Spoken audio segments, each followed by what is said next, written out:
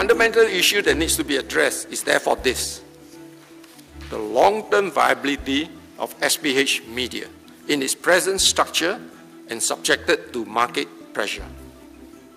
The media business is expected to remain loss-making and to face severe financial challenges over the next few years.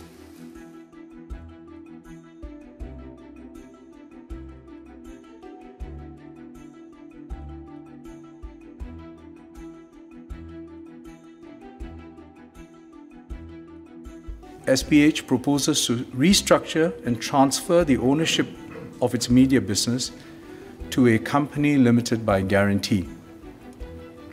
It will first form a new subsidiary, transfer the media-related businesses and properties to the subsidiary, and capitalize the subsidiary with $80 million of cash and $30 million worth of SPH shares and REITs.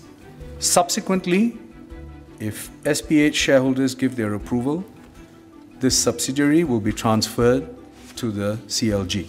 The CLG will be separate from the listed company, no longer run by the SPH management.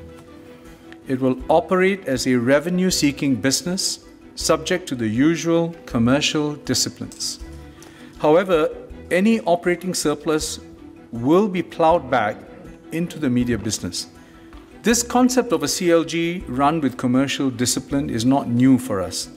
There are several examples, including our universities, the Esplanade, and Gardens by the Bay.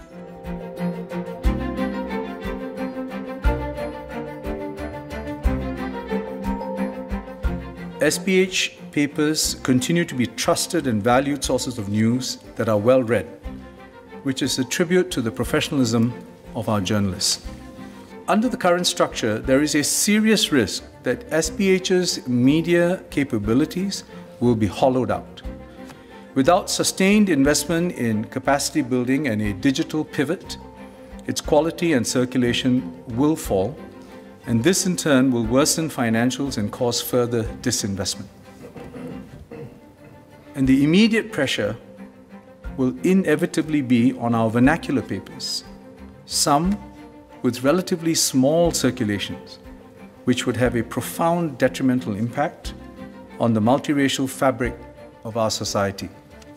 Without a responsible and high-quality local media, the quality of our public debate and discourse will be compromised, and we will slowly but inexorably become less cohesive as a society.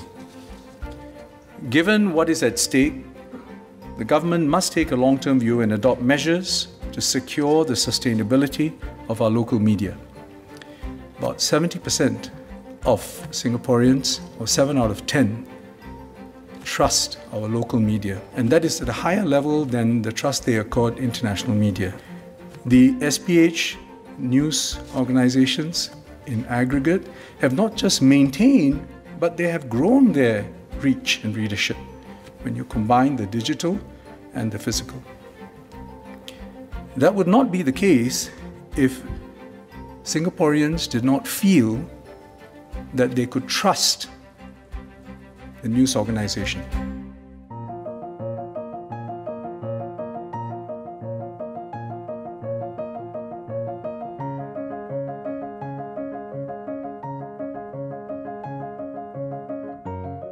Good quality content is still critical, but it is not sufficient.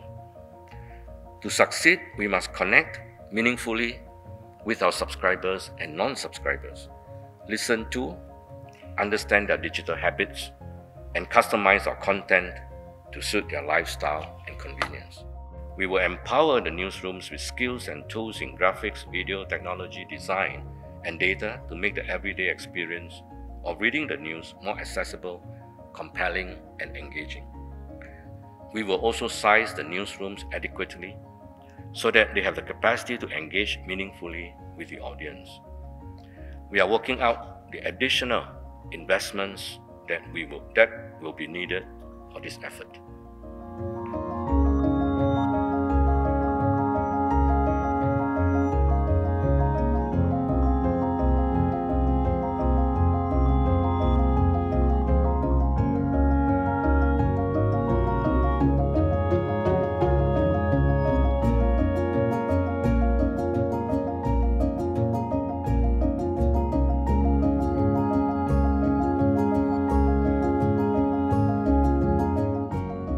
newspapers are consolidating, searching for a new model. Technology is disrupting the existing business models. People's habits are changing. They are consuming news in new ways. Not big meals, but little snacks, especially through the internet.